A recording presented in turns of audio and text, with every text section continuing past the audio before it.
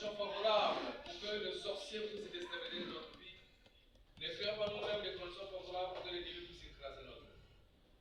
Comment créons les conditions favorables? C'est lorsque nous oublions que nous sommes chrétiens.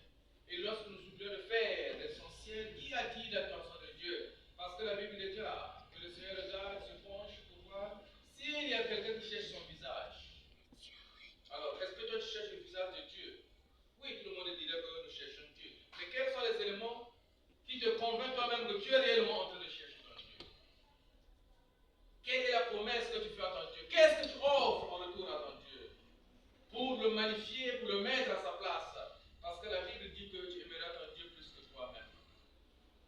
Alors, chacun doit créer une stratégie personnelle. Parce que nous sommes, quand on est en groupe dans l'église, nous sommes tous des saints par apparence. Mais le Seigneur, s'il pouvait nous mettre sur la balance, alors nous allons constater que certains, nous allons sortir en larmes. Peut-être pas seulement vous, peut-être moi-même le frère aussi. C'est pourquoi chacun doit faire un effort pour entrer dans le plan de son existence. La réconciliation avec son Dieu. Respecter le jour du Seigneur, c'est le minimum de commandements. Ça ne coûte rien. Tu te lèves le matin, tu te laves, tu vas à l'église, tu repars. Ça au moins, tu as observé un commandement. Parce que les autres commandements, c'est difficile, nous n'arrivons pas.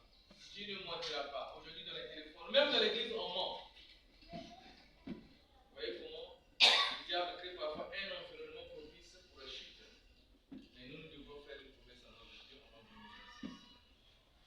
Qu'est-ce que tu promets à ton Dieu? Cette promesse doit être unie, personnelle. Tu dois le faire en tout état de cause. Parce que Dieu attend de nous aussi quelque chose, la reconnaissance. Eh bien oui. Dieu attend de nous la reconnaissance. C'est pourquoi ce malade qui était guéri quand il est venu voir le Seigneur, Jésus a dit, mais où sont les 9 autres?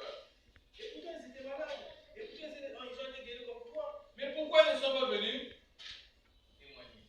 La reconnaissance. Et chacun doit faire un effort. Personnellement, de retourner ta relation avec ton Dieu. Ne regarde pas à gauche, ne regarde pas à droite, mais toi regarde-toi avec ton Dieu. Parce que chaque jour qui passe nous rapproche de Dieu. Ça veut dire que nous vivons aujourd'hui, mais demain un jour, nous irons à la rencontre du Seigneur. Mais qu'est-ce que nous irons présenter devant lui? Oui, c'est vrai que nous demandons chaque jour les délivrances, les bénédictions, les sanctifications, la richesse. Oui, tout ça nous demandons. Mais qu'est-ce que nous devons offrir en retour? Il n'y a rien pour eux. C'est la loi naturelle. Il n'y a rien pour rien. Dieu te demande que tu sois attentionné à lui. Donne-lui une place dans ta vie. Dieu demande que tu puisses penser à lui. Parce qu'il est écrit que tout ce qui respire loue l'Éternel. Alors toi tu respires. Quand tu ne loues pas l'Éternel, tu commets une infraction cosmique. Parce que tu enfreins la règle. C'est pas ça? Ah oui. Quelle est la grande expression, la plus haute expression que le chrétien peut faire? C'est lorsqu'il va vers la montagne. La montagne, c'est le lieu où tu as reçu l'initiation chrétienne. À l'église, le lieu de rassemblement. Tu vas fouler ta terre sainte. Tu entres en communion avec les ancêtres qui sont toujours présents dans l'église. C'est pourquoi dans l'évangile ce matin, nous avons parlé de la génération de Jésus. Partant d'Abraham, Isaac, Jacob, David, jusqu'à arriver au Seigneur. C'est pour dire que le Seigneur n'est pas né dans une famille de païens où les gens ne connaissaient pas la spiritualité.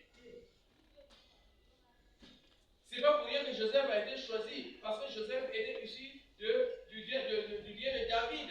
Donc il était dans la plus profonde spiritualité.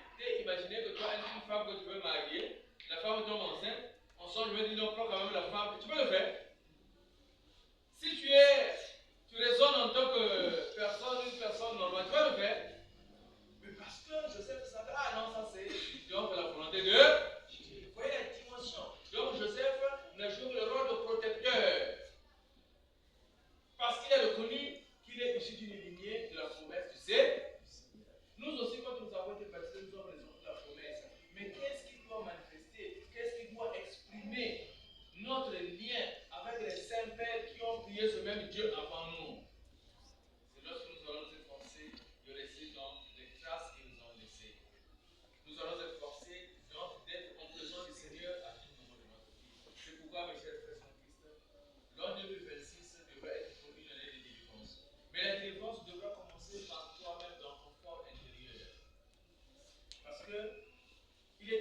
tu n'es